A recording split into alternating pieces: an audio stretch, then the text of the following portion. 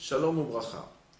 Nous avons souvent l'occasion de faire des interrogations, que ce soit en classe, à la yeshiva, pour le bac, pour différents métiers qu'on veut apprendre.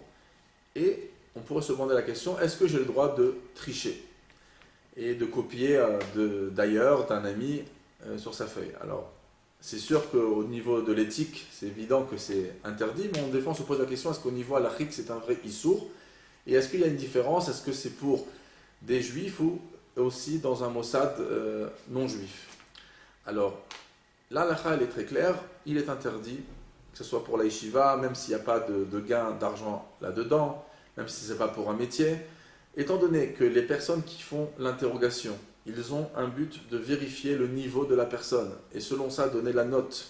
Des fois, ça pourra entraîner de l'argent, des fois, ça va entraîner un métier, etc. Même si ça va entraîner simplement le fait que le professeur veut savoir le niveau de son élève. Donc, on est en train de tromper la personne, ce qu'on appelle une ona'a.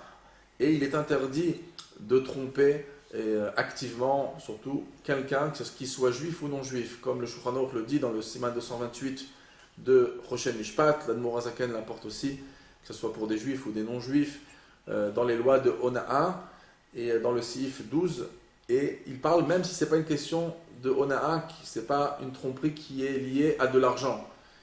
Donc il est interdit, donc ça c'est important, des fois les élèves ne seront pas très contents des fois de le savoir, mais même si on a les yeshiva et que son copain, son ami est à côté, il veut nous souffler la réponse, il faut savoir qu'il est interdit de le faire, c'est une ona'a, c'est une tromperie interdite dans la halakha, que ce soit pour des juifs ou des non-juifs.